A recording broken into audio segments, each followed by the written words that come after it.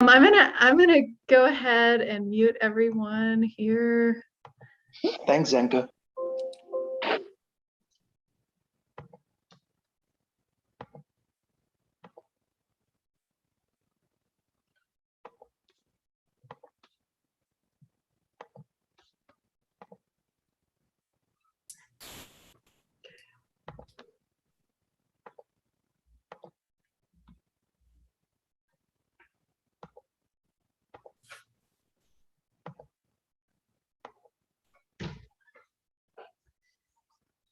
Good evening, everyone. Welcome to this episode of EXO Hangout. We're really excited. Tonight's going to be a great show. As we normally start, we're going to do 60 seconds of silence to get in the field here. The computer just turned off. Okay, here we go.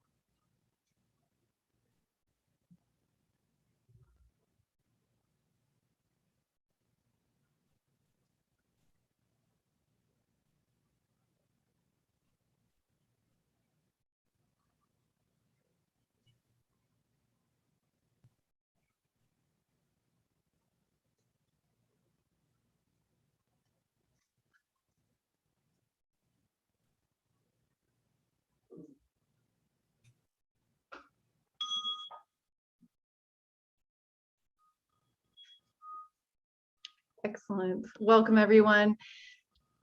For those of you who are joining us for the first time, this is EXO Metaverse. We're a citizen science collective intelligence platform that's building tools to share our knowledge about the unknown, about the invisible, about other dimensions, and about consciousness science. And we're going to spend half an hour interviewing Adam Curry here, and then we're going to go into breakout groups for whoever wants to go into breakout groups. And people here at the center can also do that if they so choose. And then in the final half an hour, we'll have questions, and also people can share their experiences. I want to acknowledge that we're here for the first time broadcasting live at the Sedona Quantum Consciousness Center. Mark and Jonathan are running the center here in Sedona. They have a biocharger, they're mapping channelers' brains. They're doing all sorts of really, really cutting edge research, and they're bringing people from out of town, and they're bringing people in town to really use this technology, use these tools to ask some really powerful questions. And we're so grateful to have them here in Sedona.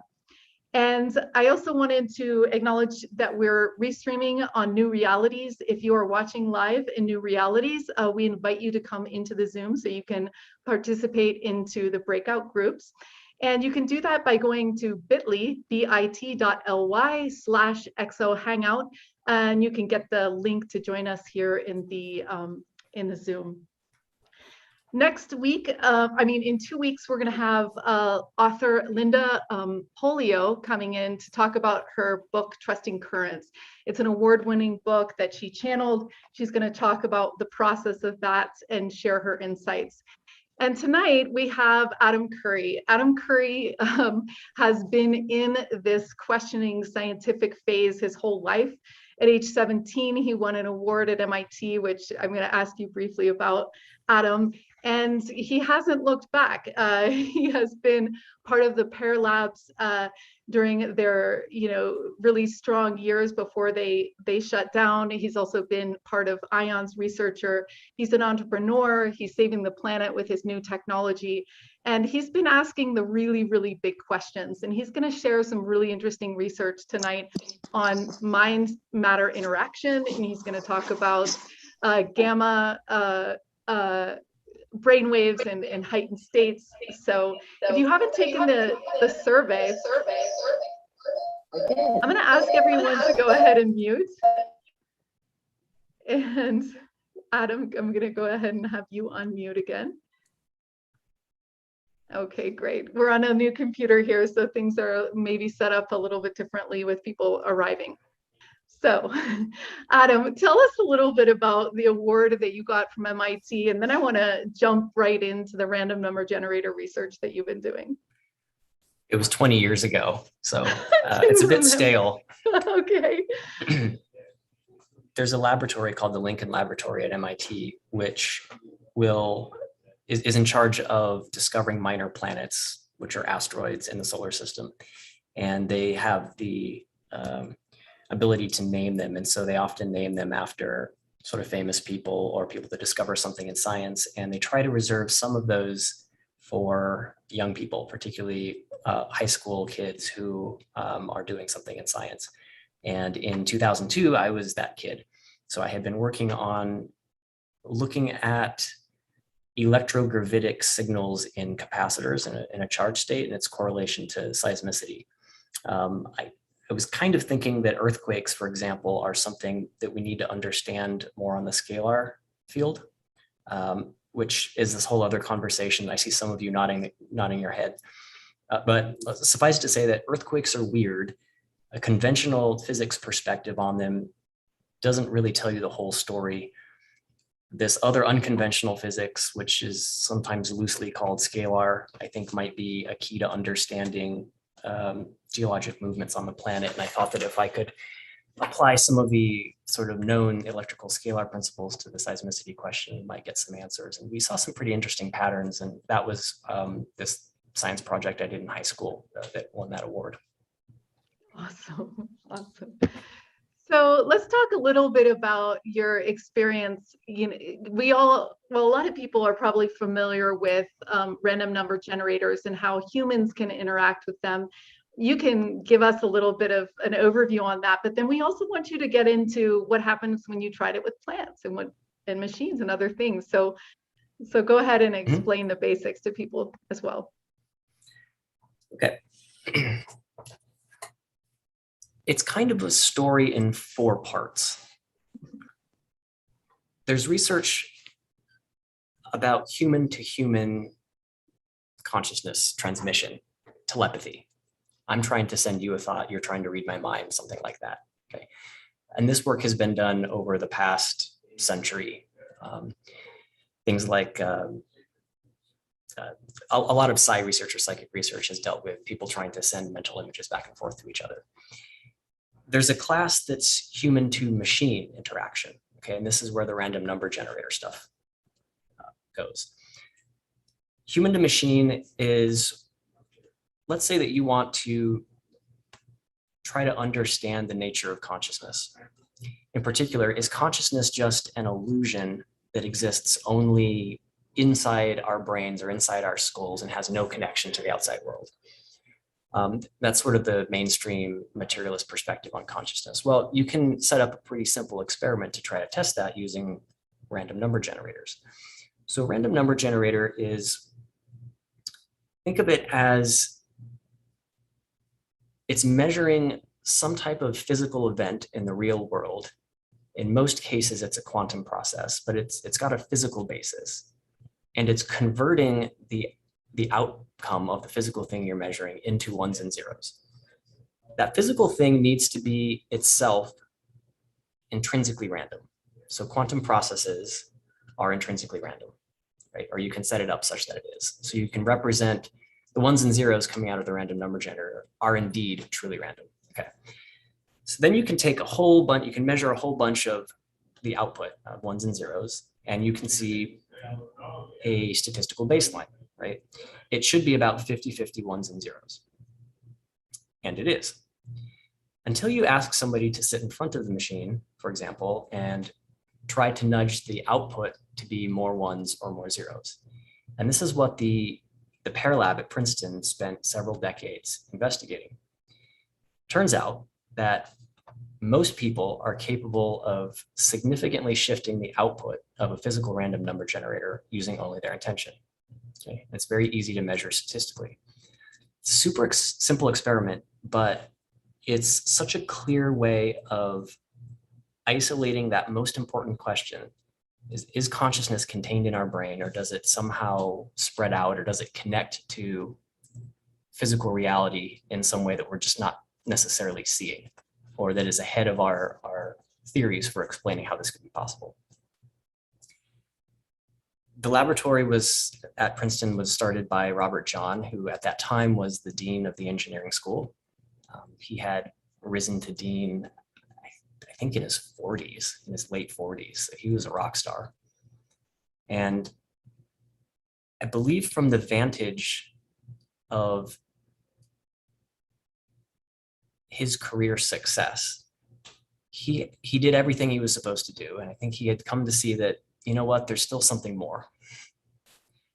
And when a student came to him wanting to do this mind matter interaction project, I think it kind of sparked something in him. He didn't have any reason to believe that this was possible necessarily, but he thought it was a good project and he had an open mind. So he oversaw the building of this random number generator and found that this student was actually getting these results and understood the significance of this. And so fast forward a couple of years, he founded this laboratory and began trying to apply the rigorous toolkit of the engineering school, the hard science, the good engineering, to these questions of consciousness. The laboratory ran for about 28 years. I met them at a conference and I got involved in 2002 and was involved for 5 years before it closed in 2007. One of the last experiments we did before the lab shut down was the plant experiment. And this is a crowd pleaser. I get asked about this one a lot. So we talked about human to human psi research and human to machine with the random number generators and our consciousness affecting physical systems. Then there's sort of this question that goes something like this. Is it just the human being's capacity to affect a device, or is it something more about life itself? So there was an experiment we call the plant reg, or plant random event generator. And it goes like this. You have a room with no windows. And you have a growing light in the middle of the room. And that light can shine in one of 4 corners. So only one corner of the room is going to get light shown on it. The light is attached to a motor, which is itself controlled by a random process, like a random event generator. So it's purely random in which corner the light is shining. And so there's 25% of the time you get the light shining in one of these corners. And you run it for a week and you see that indeed it's about 25%. Then you introduce a plant that needs that light to grow, right? And you put it in one corner of the room. And then you let it run for a week and you look to see if it was still shining in all 4 corners equally. And it wasn't. In fact, it was shining much more often in the corner of the room in which the plant was located. So I really love this experiment because I think that it represents real progress in the consciousness research world for 2 reasons. One is it's a rarefied glimpse at what I believe consciousness itself does, meaning it's not just the power of intention that we're talking about here. It's life itself is affecting the physical world around it to bring to it the things that it needs for its survival and for its growth. It just seems like that's what consciousness really is doing in the physical world.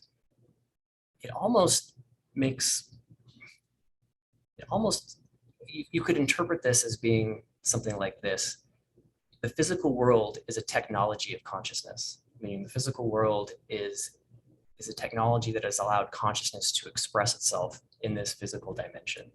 And you're seeing that with the plant experiment. Okay, that's one reason why I really like this one.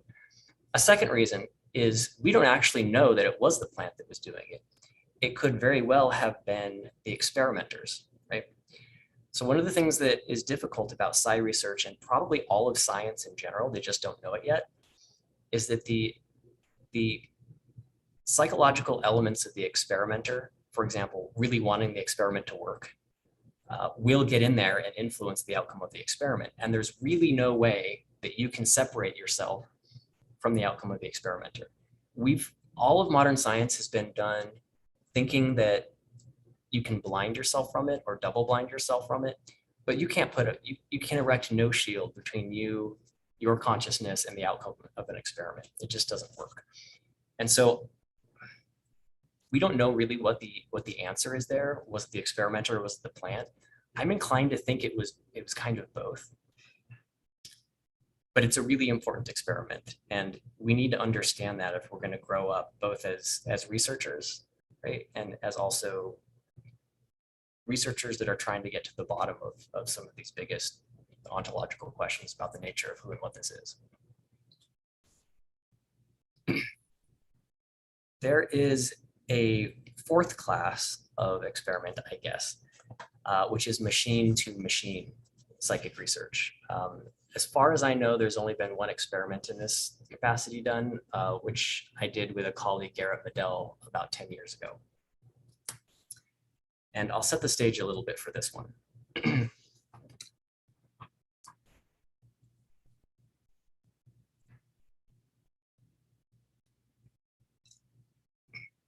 There's a gentleman named Daryl Bem who was a kind of a leading sociologist.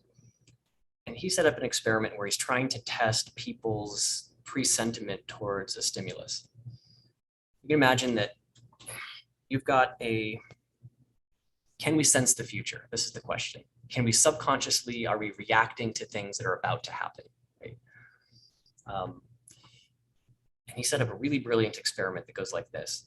You have a subject and you're measuring with a device, you're measuring their galvanic skin response. And that tells you something about how their muscles are tensing up, right? If you're starting to get tense, it will register in this galvanic skin response thing. And then they're watching this computer screen in front of them, and there's a series of images that are being flashed at them. Most of them are normal everyday images, a kid in a park, a beautiful sunset, a nice tree. But every so often, there's a very provocative image that gets flashed, right? So a car accident, or a naked person or something like that. And it's a random cycle. And you're measuring the reaction. And what he found was that about 2 seconds before subjects are shown a provocative image, they tense up. They're not even aware that they're doing it. It's a subconscious reaction to being shown something, okay? Simple experiment, but really profound, because that's not supposed to be possible. It's as though there's some part of us that is in touch with the future, or the future sending information back to us in the seconds before. And it turns out that was a very popular experiment, but it turns out that there's been many similar types of things. There was a researcher who looked at finches, little birds, and he had a TV monitor in a cage of birds and a video camera that was measuring the behavior of the finches. And just before he would show or flash a video of a snake, which is a natural predator to the finch, he would see that the finches would start to be agitated, right? They would move around more. There was another similar experiment with earthworms in which there was a camera that was watching the movement of earthworms, and beneath the soil was a speaker that would create vibrations. So the researchers would vibrate the soil, but they'd find that the earthworms would start to react a few seconds before the vibrations came through the soil. So it's not just humans, but again, it seems to be life itself has this presentiment capability built into it, right? I think it makes perfect sense that would be the case, because it's a survival technique, right? I mean, being able to get out of the way or tee up your fight or flight capabilities just before you really need to to get out of there, for example, is completely an evolutionary advantage if you wanted to look at it from that, evolutionary point of view. I think there's better ways to look at it, but okay. So now what about machines? One of the problems with, or one of the difficulties, say, with this class of psychic research is that you're dealing with people and animals and plants that are not variables that you can control. People are different, they're different moment to moment. Animals, they don't sit still. Plants, who knows what's going on in the world of plants, right? So as like laboratory subjects, if you wanted to treat them like that, you never really know what you're going to get, which makes replication very difficult, okay? But if you could eliminate the uncertainty and just have a machine that you could try to see if you could get the machine to have presentiment, then you might really be onto something new. And if not, then you're figuring out that there's a division between the biological consciousness with which we're familiar and the inanimate consciousness that may or may not even exist. Okay. Can machines be psychic? So what I wanted to do was create some sort of experiment in which, similar to the Daryl Bem stuff, similar to the earthworms, you could scare a machine or frighten an electronic circuit somehow, and then measure it in a way that shows you that it's reacting before the event. I was thinking about how to do this. Imagine that you're a toaster. Like, what scares you as a toaster? I was thinking, well, I guess you could hit it or drop water on it or something. Then I realized that, if you were a machine, I think the biggest threat to you is to have your power cut, right? It's cutting the electricity because that's what brings you to life, right? Without the electricity, you're just copper plates, right? Just PCBs. So we built this experimental apparatus, I guess, where you have two random number generators. One is the subject, and one is, let's call it the controller. So the subject RNG is feeding its ones and zeros into a computer, which is collecting it. And the controller REG can turn off the power to the subject at random times. It's completely unpredictable. And you can change the threshold of this, let's call it the statistical threshold that controls how often by chance the power would get cut. So let's say by chance, the controller is going to cut the power to the subject once every 12 hours, something like that. And then what you do is you just record days and days of data to see if there is a change, a significant change in the output of the ones and zeros that precedes the random power, its power being cut. Is it freaking out before it's about to die? So I set this up and started running it. I remember I left it running for a weekend and came back after a couple of days. Took the data that had been collected. I noticed that the power had been cut, I think 6 times. And I lined up the ones and zeros over themselves such that if you can visualize this, imagine the power being cut is where t equals 0. Time is 0 is where the power is cut. And then I'm lining up the data about a minute before the power is cut. And I looked at that and I could see that there was an unbelievable dive in the bits just before t equals 0. In other words, this machine would be producing 50-50 ones and zeros, right? Everything is right with the universe. And then about 2 or 3 seconds before its power is cut, it just tanks, it dives, it starts producing all zeros. And in this first experiment, the odds against chance of that happening were greater than 1 in 30 million. It was that significant, right? So I was like, okay, well, maybe that's a fluke somehow. So I tested everything and ended up doing this experiment again. Same thing happened. More times the power is cut. Looking at it cumulatively, there's odds against chance of 1 in millions, right? Wow. So I'm really stoked because this means a couple of things. One, it doesn't necessarily require biological life for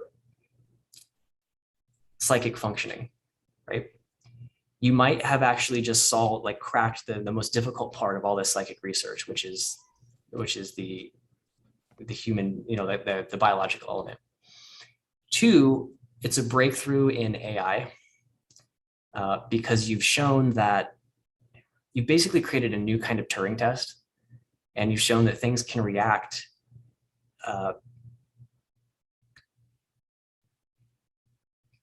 it's a new way of Turing, it's a new kind of Turing test because the machine is connected or can be connected to the field somehow, like we know that biological life is, I guess.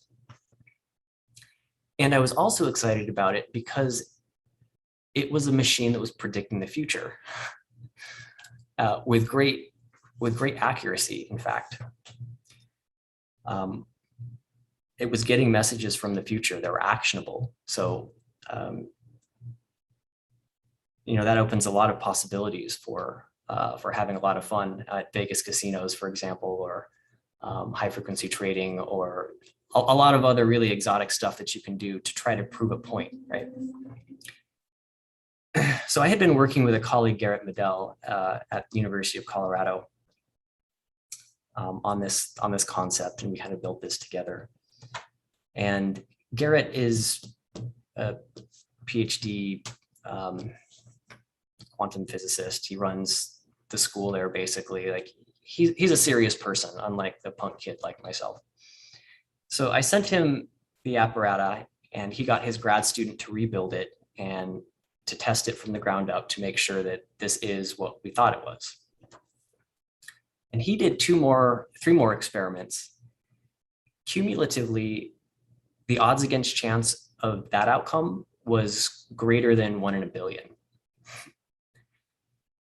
To put that in perspective, the 20 years of the Global Consciousness Project and the IONS data, I mean, it's more significant than all of that combined.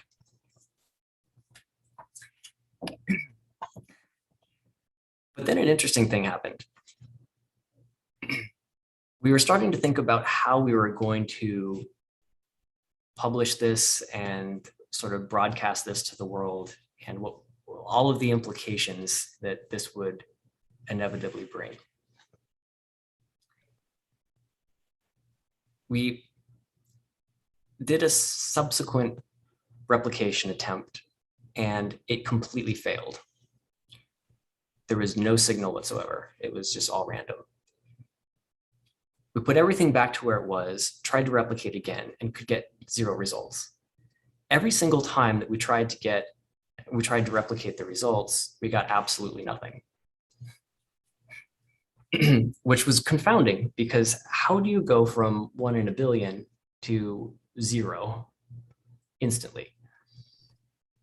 And we realized that this is probably a special case of the experimenter effect, where because of the excitement and the novelty and the expectations that we had at a conscious or a subconscious level, we were affecting the machine in unbelievably strong ways to be congruent with what we kind of wanted here.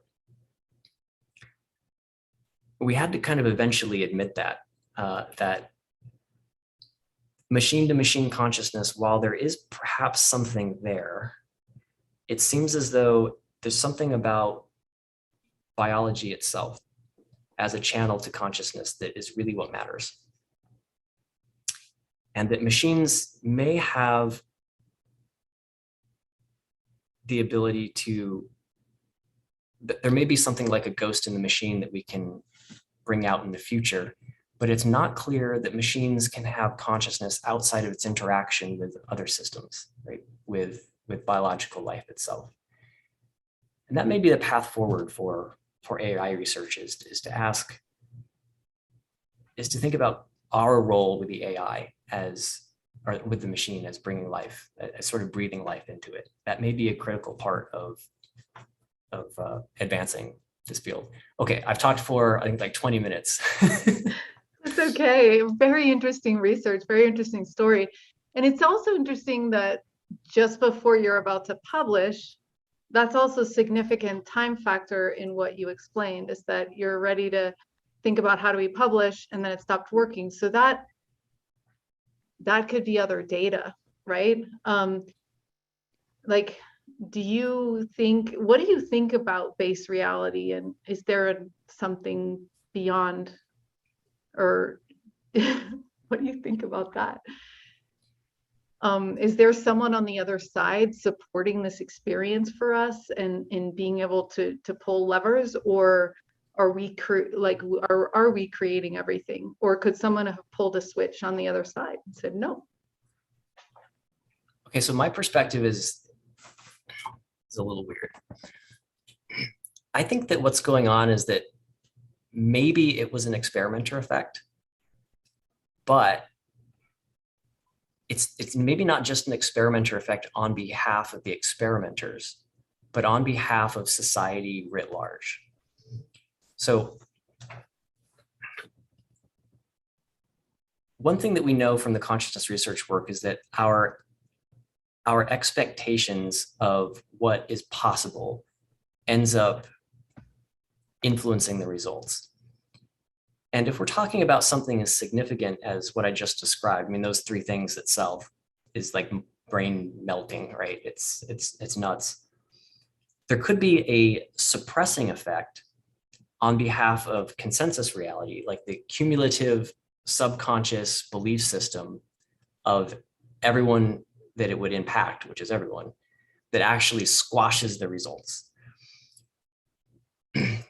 In other words, if we had never intended to tell anyone about it ever, then we might have continued to get, odds against chance of 1 in a billion. But because we were moving it into the world to try to move the needle on this stuff, it gets squashed by the cumulative consensus reality permission systeming or something of all the people that it would impact. There was one thing that was really clear in the lab, which is kind of funny. We called it rubber banding. And that's when somebody, with a random number generator, you're looking at a graph of the numbers. And if it's producing more ones, the line of the graph is going up. And if it's producing more zeros, the line of the graph is going down. And baseline or average is in the middle. But very often somebody would see that their mind is affecting the device and the graph is going up and up. And it reaches this point where it's sort of like, oh shit, I'm doing it. And it immediately goes back down, just screams back down to the baseline, right? It's just epic mean reversion. That's actually more significant of an effect than a gradual climb, is that sudden shooting down. But it's very much tied to the psychology that we have inside of ourselves, which is to keep things a certain way, right? In the sense that we may have evolved or we possess the ability to influence physical reality for our own survival and growth, we also want to enforce certain tendencies upon physical reality for our own survival and growth, right? Consciousness, if it needs anything, or life, if it needs anything, is predictability and consistency. We can't have the fabric of reality pulling itself apart at the seams everywhere, because no one can live in that environment. And so at a very deep level, it's possible that we have collectively internalized certain tendencies, or we permit certain things to be flexible, but other things are very inflexible for now, as a deep-seated requirement for us to even exist on this plane. And so having machines that can predict the future and psychic robots and all this stuff probably ain't gonna fly yet. Interesting. Yeah, we do have a ceiling of belief that in order to unlock new realities, we all must consensually, in a certain ratio, decide that we're going to allow that reality to happen. And that's true. And I have this weird feeling that Scientologists hide away the leader children so that they can try to test them from the beginning without societal consciousness.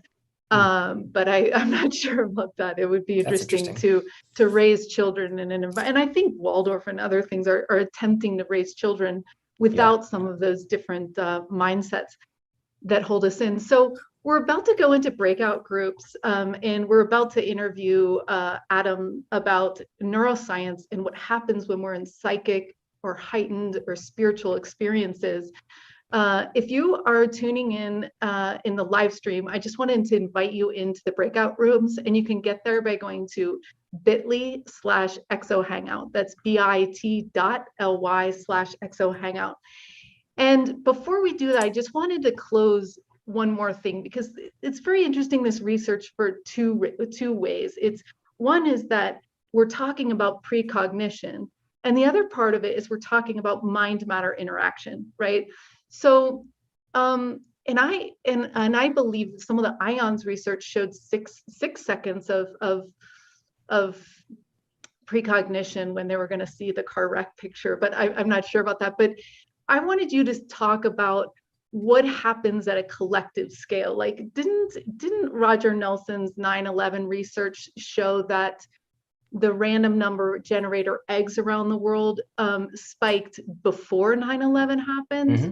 What do you make of all that? And what do you know about all that? Yeah, you're right. They definitely did. So Roger Nelson from the Pear Lab has a project called the Global Consciousness Project, which has about 100 of these random number generators spread around the world. They're all sending their data to a central place. The idea is that if collective consciousness is something like a field, then having a bunch of these spread around the world will tell you something about the behavior of that field of consciousness. Okay.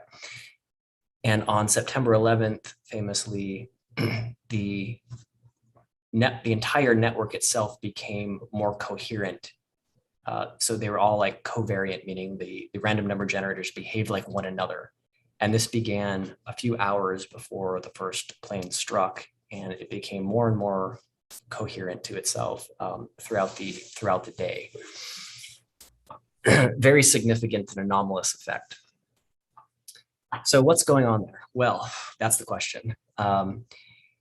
And there's not a lot of agreement about how to interpret the results. Everyone agrees that there's a significant anomaly that happened. You could say consciousness is like a field and it was picked up by these devices. You could also say that it was an experimenter effect by the people like Roger and the people that were involved in the experiment. You could also say that from the point of view of the future, hundreds of millions of people have heard about this experiment, and it was a very meaningful thing because it helped show us how we're all connected, and how consciousness is even connected to each other throughout space and time, something like that. And that had a retrocausal, or an effect backwards in time, to create that anomaly, which ended up closing this time loop of meaningfulness, I suppose.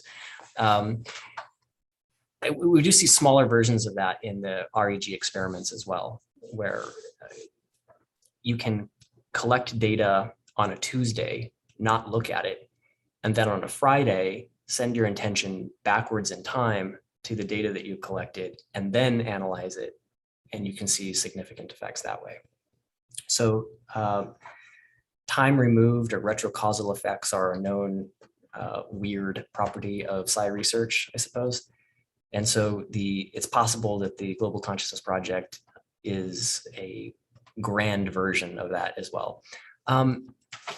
I like to think that the GCP is actually showing us something about the interconnected nature of consciousness, whether it's time reversed or whether it's presentiment. I think that's a sacred experiment, and debate the details, but I think that there's a bigger truth there to take away. Interesting. I have one more question for you before we head into a new topic. So could it be that your RNG experiment with machines could mean that the environment that we're in, the non-living environment, the wall or whatever it is, right? The machines are more conscious than we are, and we're learning to be conscious, like we're learning to catch up to that. I don't know. What do you think about that? I love that. I've never thought about that before. So in other words, the playground that we're in is highly conscious. Yeah. And we are becoming trained to be conscious, right? But that, of course, the machine would be better at the psi research than we are, because it's inherently conscious. Everything is, everything is, right?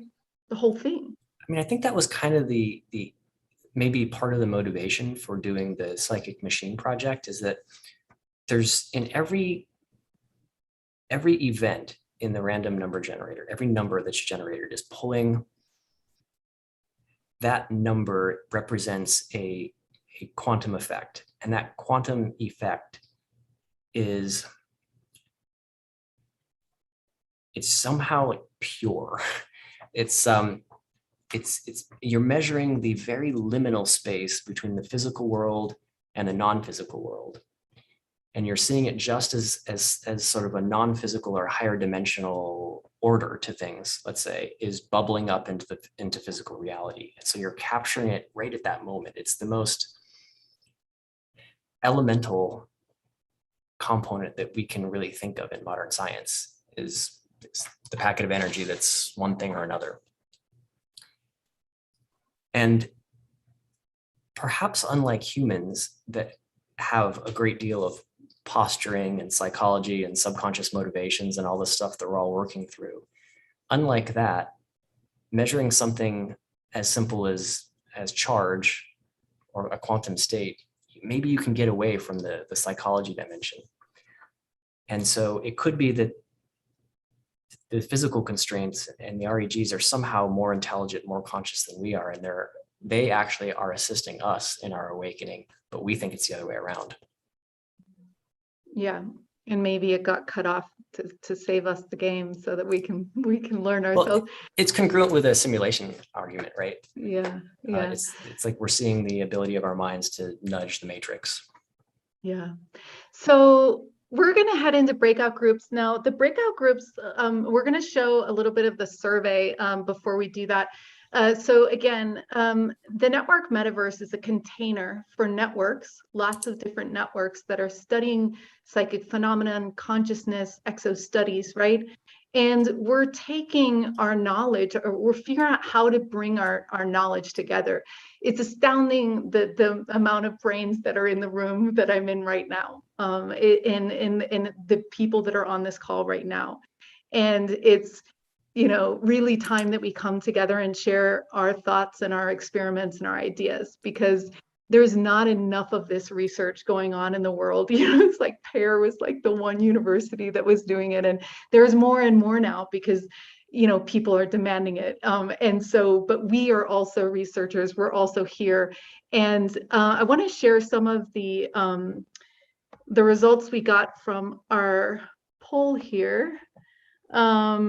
And this was so 96% of us believe that plants are conscious. HeartMath's doing all this research about how trees talk to each other and things like that. So we, at least within our community, this isn't a poll to discuss what the average person thinks, but this is our community believes that's highly true.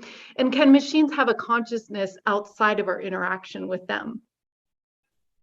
And I know before the pre-call, I was like, no, and I'm like, what? Like, you're really opening a can of worms that is wrecking my brain here. So that's what we got, about a half and half on that one. And then can rocks be conscious? We got 85% percent saying yes.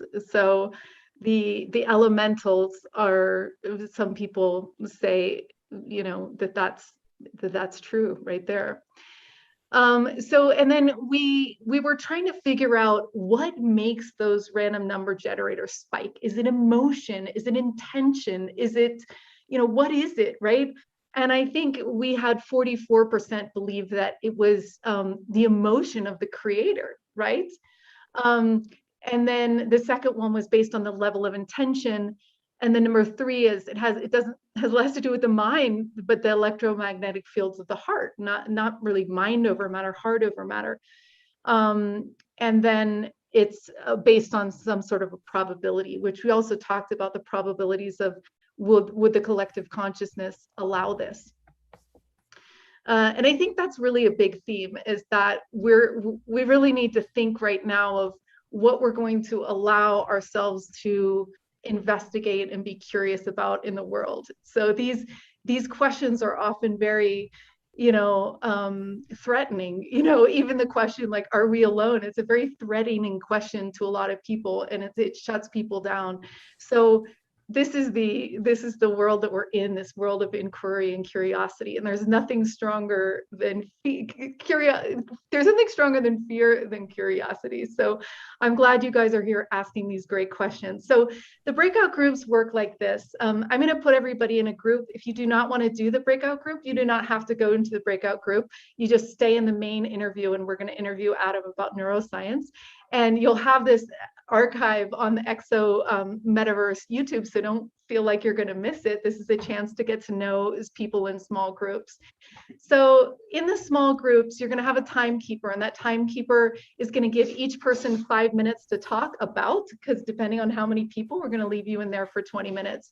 So just calculate that. And when the person speaks, allow them to speak. Don't interrupt them. If they want you to give them feedback, they will. Otherwise, it's their time to share. And the question we're posing tonight is, what do you think of Adam's really interesting research that he's just described? What does it mean to you? You can also talk about your first contact experience or any support that you need in your life right now, so in the community. So again, I'm going to start the breakout groups, and don't start talking quite when I get you in there, because I have to move people around a little bit, and I don't have a mouse here, so it's going to be even harder. And so just wait till things settle, and then you can begin. So, and if you don't want to go, just stay with us. Okay, so Adam, let me ask you this question. So tell us about what, you know, gamma states are, and what your experience has been with that. I was lucky in 2006 to meet a gentleman who was a pioneer in neurofeedback. Neurofeedback is simply putting electrodes on the head to measure the electrical activity of the brain, and then feed that back to you in the form of sound or vibration. So you can feel and hear what your brain is doing, and making this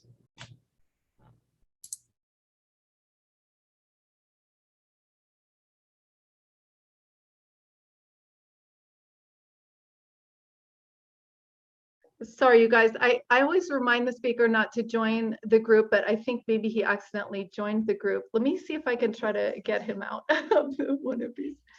He's in two. Okay, great. So what do I do? Move to main session. Okay, cool. I wonder if that worked. Okay, brilliant. Okay, so I'm gonna move 90 to 1. Adam, can you hear us? Not joined. Oh, yes, I can. Okay, great. Okay, no problem. I always remind the speaker, but I forgot that time. So, okay, you're back and running. So keep going here. Why don't you start over? I'll start again. Yeah. Okay. Okay, perfect. Thank you. Okay, gamma and frontal lobe. So I was very lucky in 2006 to meet a pioneer of what's called neurofeedback. Neurofeedback is a system that puts electrodes on your skull to measure your brain activity, and feeds what your brain is doing back to you in the form of sound or vibration. And that's a big deal, because we don't get real-time feedback about what our brain is actually doing anywhere in our normal lives. So it's a therapeutic device, Neurofeedback is often used for helping people solve attention deficit problems or addiction. It's very powerful for addictions, for example. But it can be used for more than just treating problems. It can be used to heighten the functioning of your brain, to allow your brain to operate in states that are altered states that it normally doesn't operate in. And this gentleman had spent several years looking at the brains of people that we would call enlightened. These are people that have spent 30 years meditating in caves, or for some other reason, as somebody would call enlightened. And we found that while every brain is sort of different, there are two general things that are very similar among enlightened brains. One is a high level of frontal lobe activity, and the second is gamma. Okay. So we'll start with the frontal lobe. The human brain is the only brain that has anatomically the frontal lobe, this front part of the brain. Animals don't have it. Humans do have it, but it's not on. It's not on in the sense that it doesn't get, the predominant electrical activity is not in the front, it's actually in the back. And the back part of the brain, just to be super general, is where memories are stored and scripts are stored. It's a less conscious part of the brain. It's the sort of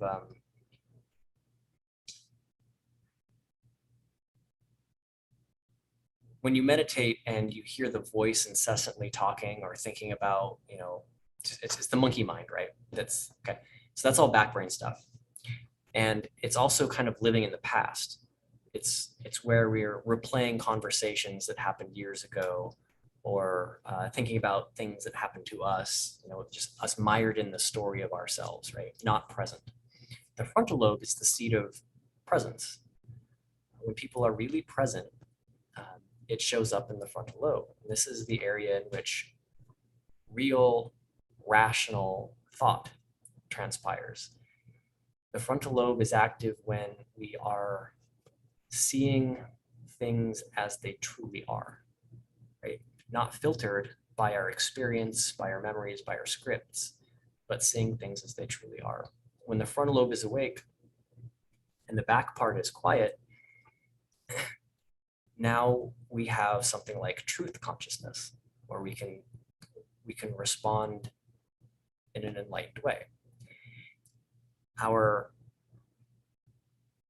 sympathetic nervous system, the fight or flight nervous system, which is on all the time for most people, that quiets down, and the parasympathetic, the rest and relax, that starts to come online. Okay, so it's all connected to the frontal lobe. In Zen, I think it's called diamond consciousness.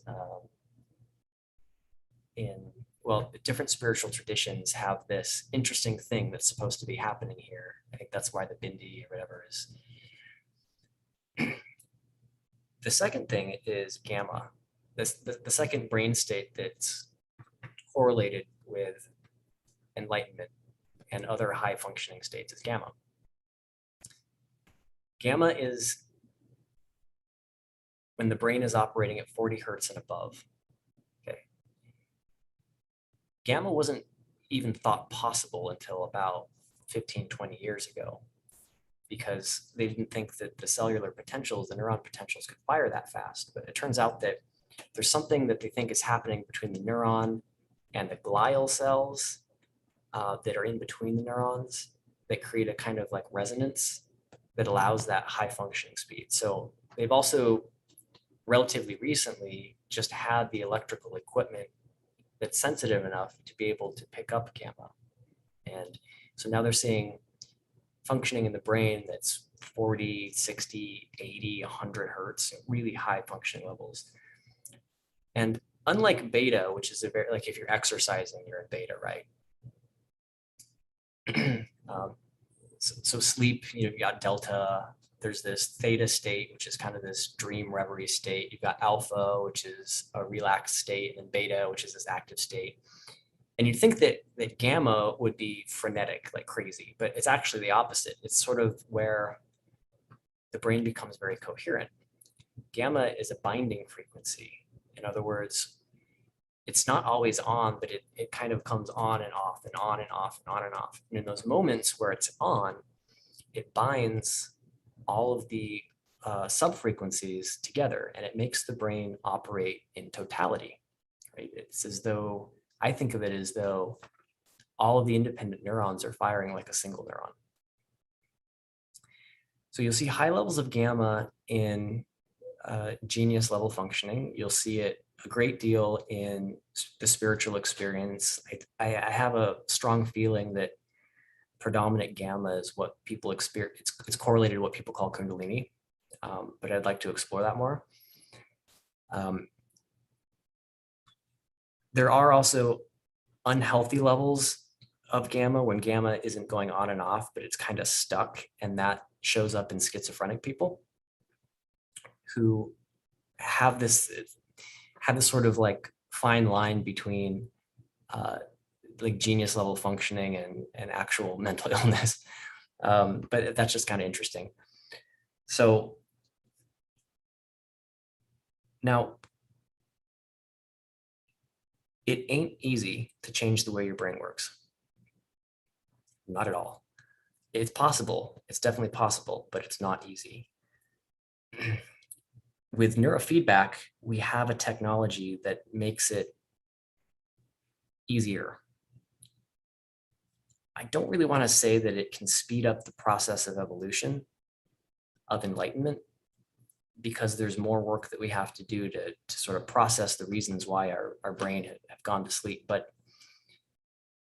if I think it's something like that. I think it's a technology that can facilitate and quicken our process of enlightenment. One of the reasons why our brains are not working the way they should be working is because if we have traumatic experiences, there's parts of the brain that will sort of shut down. Okay? And you've got to kind of go in there and do the work to uncover the shadow self through therapy or through psychedelics or through meditation or through all of the above, neurofeedback.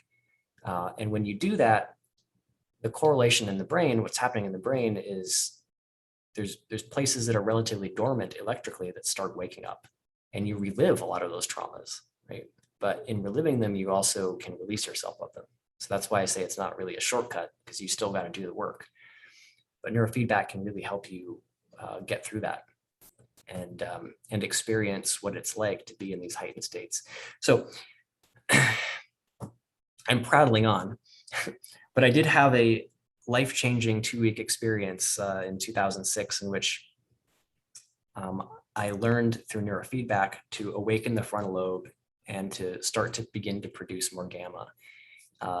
And it was really, really phenomenal.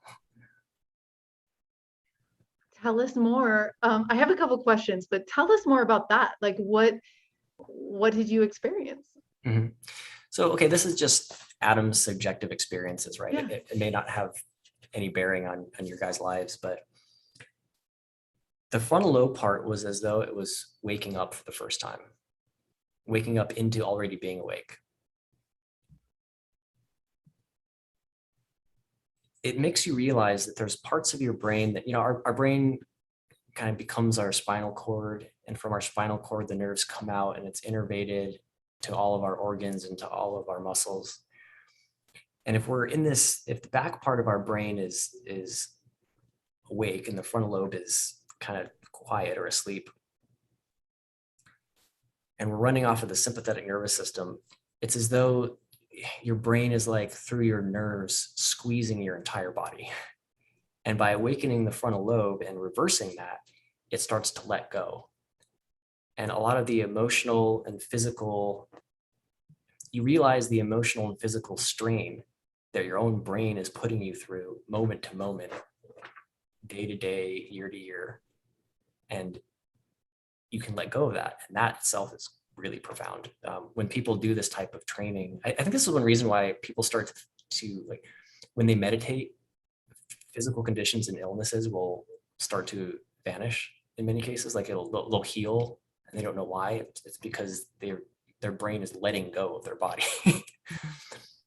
Like they're not squeezing your organs and like it was before. Gamma, it was like the top of my head was breaking open. It's sort of an experience like of using more of your brain, I suppose. It was very peaceful. It wasn't, I know you might be thinking that it's kind of like going out with air, as though enlightenment is somehow shuffling off the body and going out, but it's the opposite. It's not that at all. It's actually coming down here more. It's being more here. More of you, more of the sense of you, more of what it's like to be you, sort of your pure consciousness is filling your body. It's, yeah, and you're just more here than I suppose you've been. For me, it was like I was more here than I've ever been. It's a really lovely place to be. Neurofeedback is so powerful because it shows you what's possible, right? And then your meditation, after that, you have something that you can try to not reproduce, but you have a compass that can show you like where you need to be. And a muscle memory, a brain muscle memory of Sure, where to yeah. go. Yeah, so people that do the theta training can get back to it easily.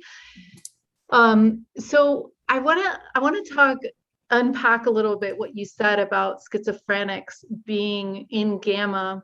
And also you said that when the gamma brain state is, it's like on, off, on, off, on, off, and it's braided. Is it braided to an outer reality, or is it braided to the beta, theta, alpha? Explain that a little bit more and explain, yeah, and then I'll ask the next thing. I'm not a neuroscientist, so I might be butchering it, but my understanding is that at the binding frequency is that it's kind of like the conductor of an orchestra, in which it provides like a carrier wave on which it orchestrates the other frequencies that are happening in the brain. If that makes sense. So, okay, so let's say the people, when they're in gamma, they're downloading information from their inner higher self or from another dimension, right? So if, like, would that carrier wave help them braid into like scalar waves to get out? Good question. I mean, I don't know the exact mechanics of this. Nobody does, right? But I will say this. It seems clear to me that the more network coherence in the brain, the more consciousness comes through. So it's not just that we have these neurons, and it's not just the neurons are interconnected to them, but the patterns of their operations is really the question here. It's really the key thing. If it's disjointed and firing and operating in a non-self-coherent way, you have smaller consciousness, erratic consciousness, balkanized consciousness. That's your experience of being in that brain or having that brain. But if it's more coherent, meaning it's orchestrated, it's sort of firing like this, then you have a more coherent first-person experience. Why that is, I think, is something that is a science of the next century. My perspective is that our brains are probably capable of connecting to some higher information source or intelligence that might be some other dimension of ourselves or higher dimension of ourselves. I think it's something like that. There's a gentleman named Giulio Tononi at the University of Wisconsin, Madison. He's a neuroscientist, and he has a model of consciousness that's something like what we're talking about, which is that you have networks, and those networks are interconnected. And the degree of self-integration, which is maybe a way of saying the degree of coherent operation, is the degree to which that system has consciousness. And he's built these little robots. He's built these little robots that can become more themselves. They can become more self-integrated. I guess it's like the circuits or the transistors or something can become more self-integrated. And these things they're behaving as though they're gaining consciousness. Okay, so, and he's got some interesting predictive capacities of his theory. Okay, and that's what you need if you're going to advance, at least in the mainstream. So we have a couple shamans in the audience, and I wondered what you think is happening with the schizophrenic, and also whether you guys have measured people that are having a shamanic or plant medicine experience. Are those guys in gamma? Like, can we safely say gamma is tapping into other dimensions, or what? I don't know. I mean, we can't safely say that.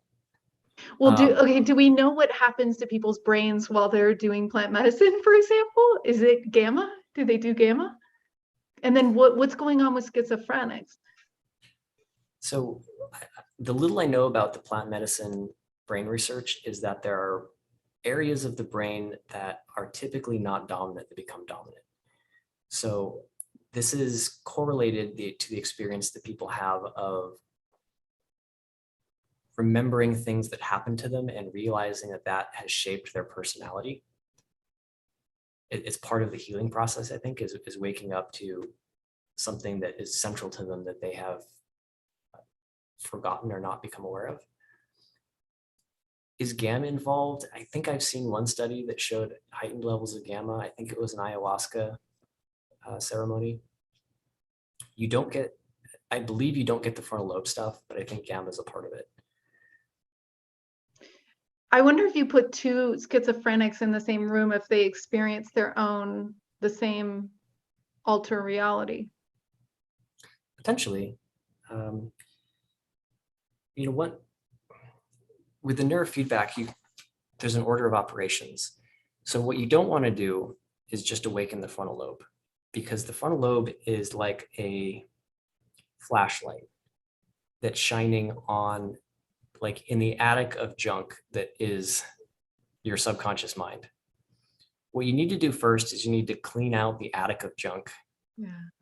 And then with a cleaner, a more properly functioning nervous system, then you can start to turn on the flashlight, because otherwise you're just going to be shining it on a horror show. So that's dramatic, but you get what I'm saying. Yeah, totally. Yeah, totally. If you don't do that work, and for some reason the lights come on, whether that's through gamma or whether that's through the frontal lobe, then your world can be kind of a scary place. Imagine just the dreams that we have. Right? There's a lot of content that's kind of locked up in our subconscious mind, and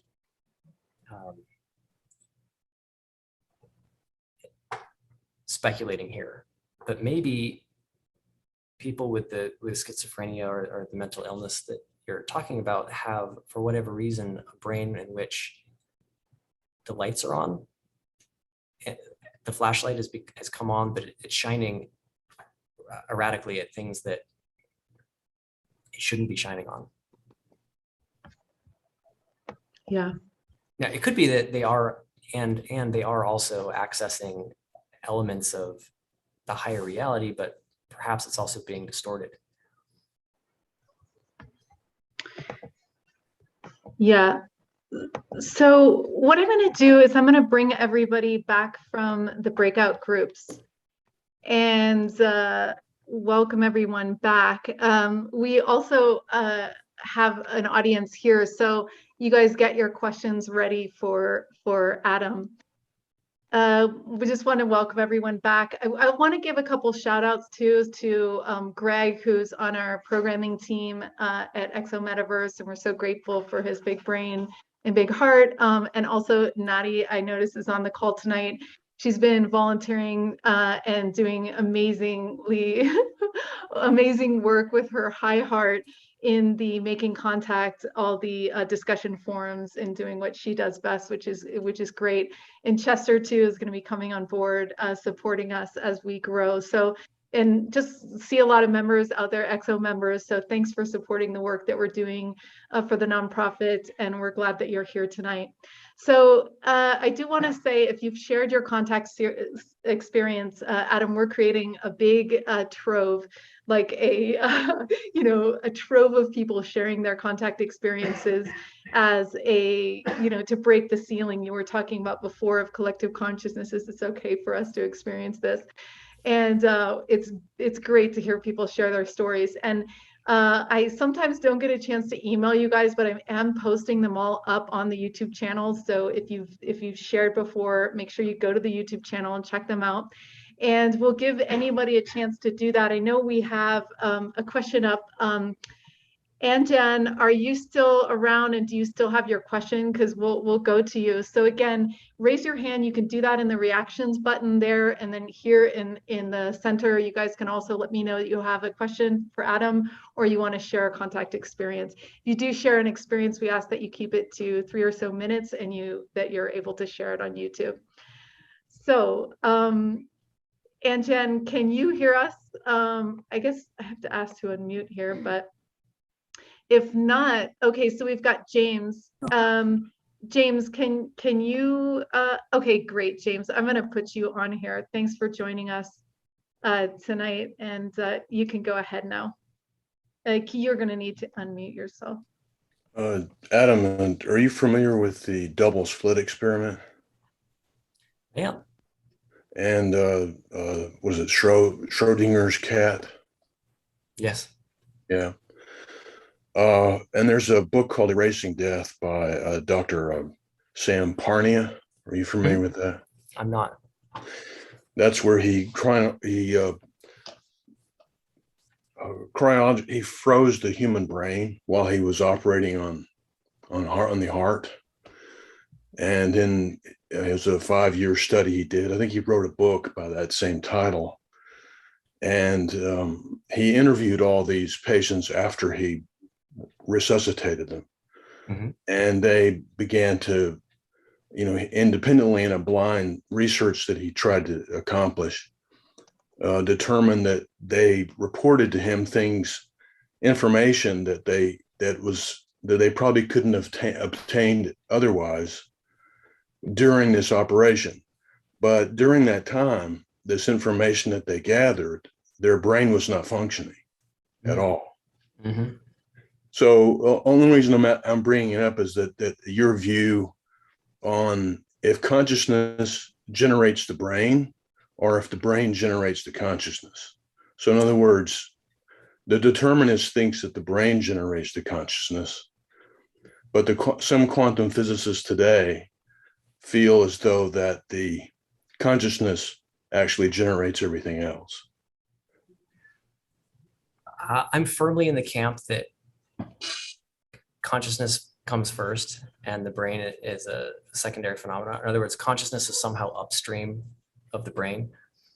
But you can see how people would think that it's the other way around, because if you cut off part of the brain, the consciousness goes away. But that's kind of the same thing as cutting out part of the TV screen and saying that the TV signal is going away. It's like, no, you're just seeing you're damaging the equipment, not the signal. Right. And this past decades of brain research have completely failed at finding the location of consciousness, despite their best efforts. It's actually more of a mystery than they ever thought. There's the deeper we try to go in finding consciousness in the brain, the more mysterious it becomes. Right. I'm certainly firmly in the camp of non-local, non-physical consciousness first. Well, thank you. I have experiences of my own, but I won't take the time to go into that here. But my experiences, of course, firmly, from my view, personal experience, the consciousness definitely, everything else is pretty much a metaphor. The consciousness is fundamentally is the only thing that's real, and that there are different levels, of course, are data streams that you can tune into, so to speak, and you can switch to different data streams And for instance, in this physical matter reality, it's just another data stream. It has its rule sets, and thus we do possess an instrument to operate and make choices within this physical matter reality. But that's just through my experience. But I won't take any more time for myself. I'll let others comment, but thank you. Thanks, James. I appreciate it. Yeah, thanks so much, James. Yeah, we have about 15 more minutes. Okay, so Ann Jen, you are up. Thank you, James. Thanks, Zenka. Hey, Adam. I got two questions. I guess they're kind of both related. The first one is, did I understand it correctly that it was the kind of novelty and excitement that you guys were bringing to that random number generator thing that you said caused it for that weekend to give you that like incredibly compelling data, but never did it again? Because if I understood that correctly, I guess my question is, people like me, like, could we do this experiment if we have a little bit of tech or engineering savvy, with no intention of necessarily like publishing in academic papers or what, but just like sharing it with friends? Maybe do we have that kind of novelty or excitement? Like, how accessible is this? Yeah. I was Okay. just asking Adam, like, tell us, is there tech we can try? So the first part of your question is yes, that's basically what I'm saying. If that wasn't the explanation in this case, that's been the explanation in 100 other experiments I've seen people do. There's a guy named Jonathan Schooler at UC Santa Cruz who looked at what he calls the decline effect. And this is something that academics really hate to talk about. They don't want to exist. But the first few times they do an experiment, it works. And then it declines into nothingness. But they'll publish the first few results. So you get all of these careers being made off of these supposed discoveries that actually don't stand up to decline. Now you could say, oh, maybe it's just bad science, or upon replication, there was some mistake that wasn't caught the first time. Maybe, but I think a bigger thing that's happening is actually the psychology, like exactly what you said, which is that they're excited about it. They need it to work. It's very meaningful. And effects tend to accumulate around meaningfulness, right? So are there things you could do? Yes, there are definitely things you could do, but here's the thing. You got to somehow trick yourself into it being meaningful. Knowing what I've just told you, can you design some sort of experiment or tactic or whatever that allows you to still be stoked without me injecting like doubt into your mind at some level? Because it's that doubt in your mind at some level that's going to be the driver.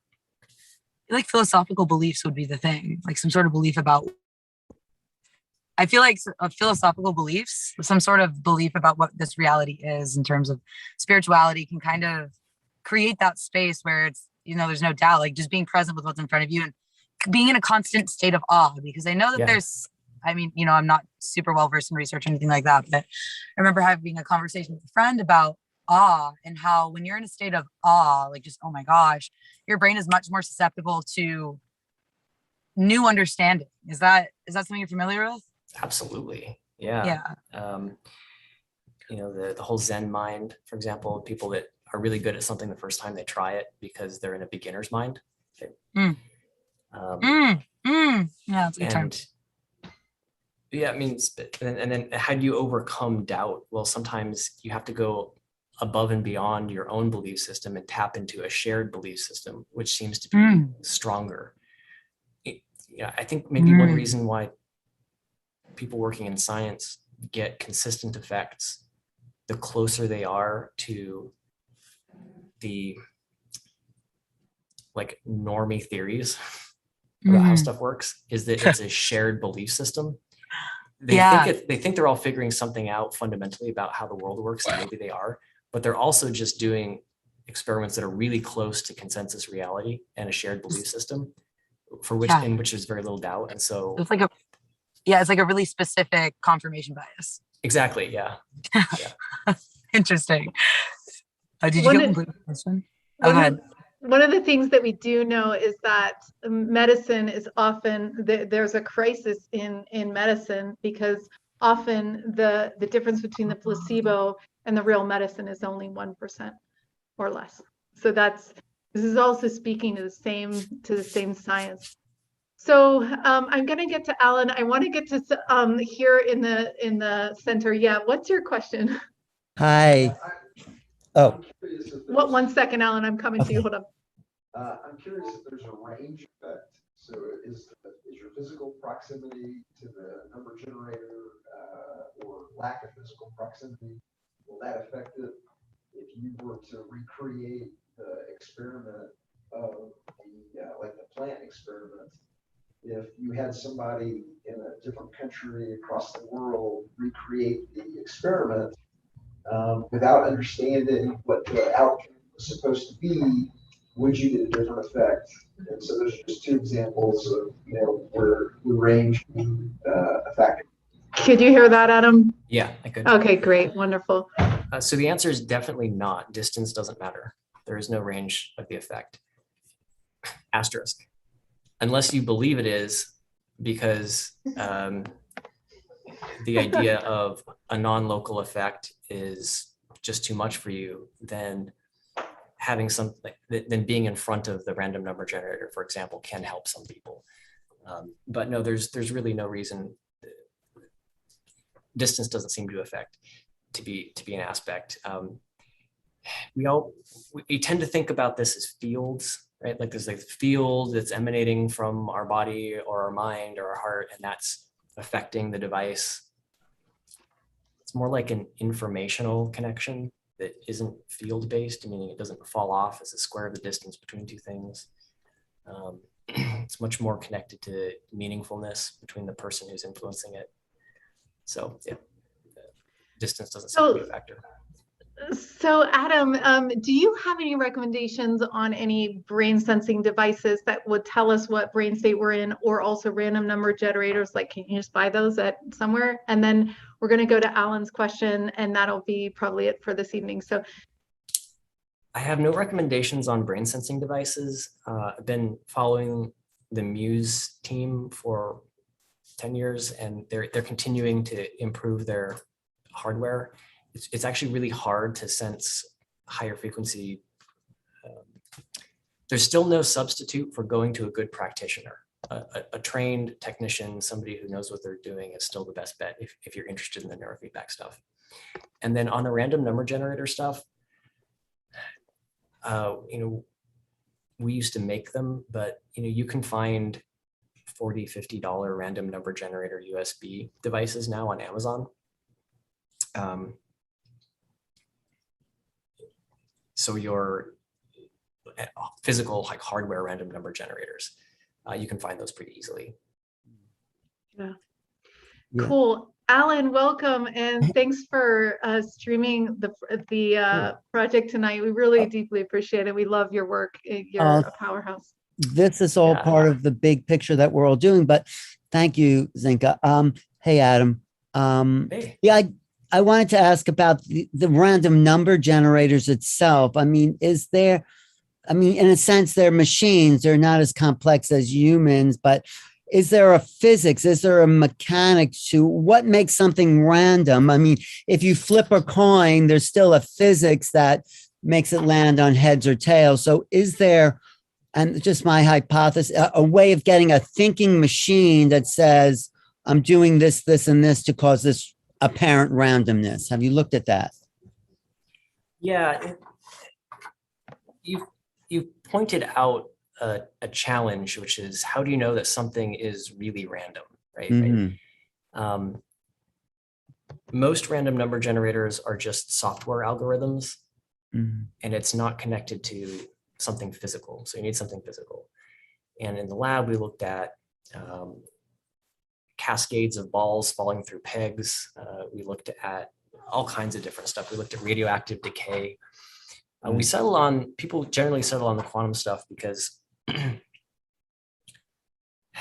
hate to say this, but the laws of quantum mechanics, which will change someday, I'm sure, Mm-hmm. but as far as we know, they haven't really been violated ever in 100 years of math, but we'll see.